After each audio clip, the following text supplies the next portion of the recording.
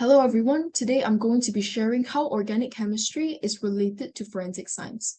So what is forensic science? It is an intercept of science and law, and it aids in developing new tools and methodologies in solving crime cases. It is a collection of physical evidences such as genetic materials, trace chemicals, and fingerprints.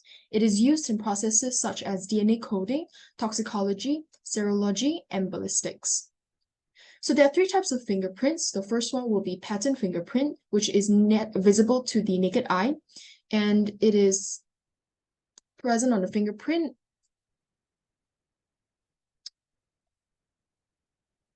Okay, girl, let's restart this shit. Okay. Hello everyone, today I'm going to be sharing how organic chemistry is related with forensic science. So what is forensic science? It is an intercept of science and law and aids in developing new tools and methodologies in solving crime cases. It is a collection of physical evidences such as genetic materials, trace chemicals, and fingerprints. And it is used in processes such as DNA coding, toxicology, serology, and ballistics. So there are three types of fingerprints. The first one will be pattern fingerprints. It is visible to the naked eye, and when blood or ink, grease, and dirt is smeared on the fingerprint, and the fingerprint is smeared on any types of surface, it is called pattern fingerprint. For the second is plastic fingerprint. It is also visible to the naked eye, but the fingerprint is now pressed or molded or shaped on a softer material such as dirt, mud, or clay. The last one will be latent fingerprint, which are traces of sweat, oils, or other natural secretions on the skin, and it is not visible to the naked eye. So we're going to be talking more into latent fingerprint, as we mentioned just now, are sweat and oils. So which means they contain chemical compounds such as water content, inorganic ions, proteins, amino acids, and lipids. So they form complex 3D matrix with organic and inorganic compounds due to the exposure to chemical conditions that will change its physical properties. So sweat, water, and other volatile components will evaporate and degrade quickly and forms a colorless impressions. So therefore, the lipids and amino acids that are left behind can be collected by using fingerprint powders through dusting method, staining with iodine, ninhydrine, and cyanoacrylate fuming. So these chemical methods like these can be used to develop the latent fingerprint by converting any particular constituent into a colored derivative. So there are three level ridges of the fingerprint. One ridge and two ridge details can be easily forged with minimal information, whereas three ridge requires more information. So the development of novel fluorescent imidazole derivatives can help probe the sweat pores into giving efficiency, sensitivity, selectivity, and low background hindrance, and it's also less toxicity.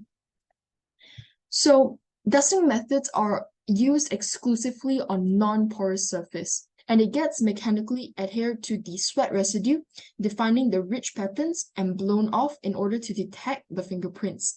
But it contains harmful chemicals.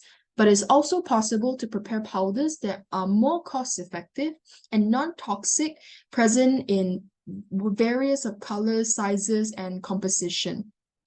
So the synthesis of a new class of thiocarbomoyl pyrazole derivatives as a non-luminescent lattice fingerprint mark developer.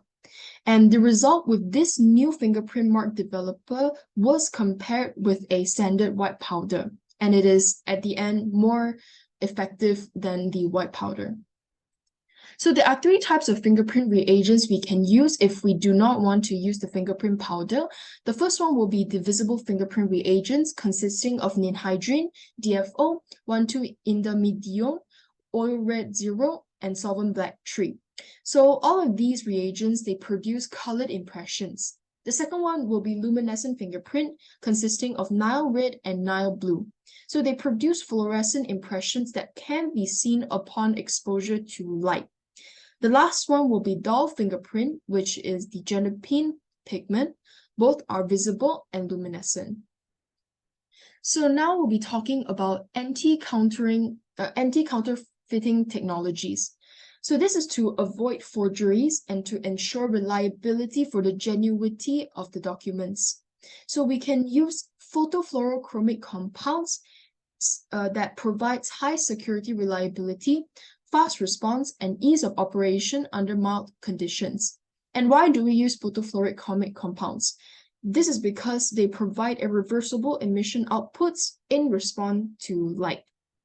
And the construction of an efficient solid-state photo switch based on a spiropyrin functionalized diacetyl anthoserine derivative.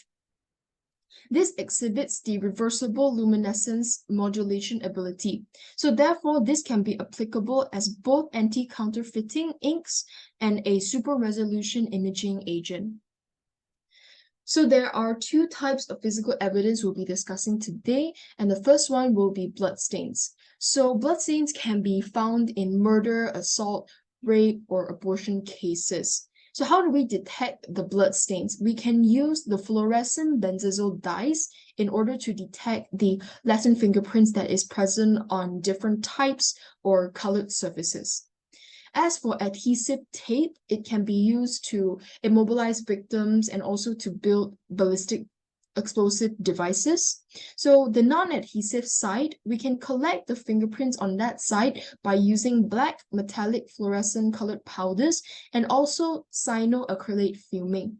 But as for the adhesive side, it might be a little bit difficult, but we can use fluorescent benzazole dyes in order to detect the fingerprints. So right now, I will be sharing a case that relates to our topic for today, organic chemistry in forensic science. So the physical evidence that was collected are the offender's DNA and the semen stain present on the victim's clothing. So collecting the samples, we can undergo DNA testing by undergoing organic extraction. This process is long and time-consuming and consists of mainly 3 and 4 processes. So the first process is cell lysis, and it uses sodium dodecel sulfate, TrisCl, and EDTA. So at the end, the cell debris will be removed by centrifugation. So the second process is protease treatment, and it is used to denature proteins by using organic solvents such as chlorophyll, phenol, or a mixture of both. And this is to produce a protein precipitation from the nucleic acid solution. And the denatured proteins will then remove by centrifugation and a wash step. The third process is RNase treatment, and this is to remove unwanted RNA. Precipitation with ice-cold ethanol is performed for concentrating DNA forming nucleic acid precipitation. When there is a moderate concentration of monovalent cations, which is a salt, the salt can be recovered by centrifugation and redissolved in TE buffer or double distilled water. So how can we assess the quality and yield of DNA? We can use either spectrophotometry or gel electrophoresis. Spectrophotometry involves the estimation of the DNA concentration by measuring the amount of light absorbed by the sample at specific wavelengths. In this case, the absorption peak for nucleic acid is around 260 nanometers. So that is the end of my presentation. Thank you for listening.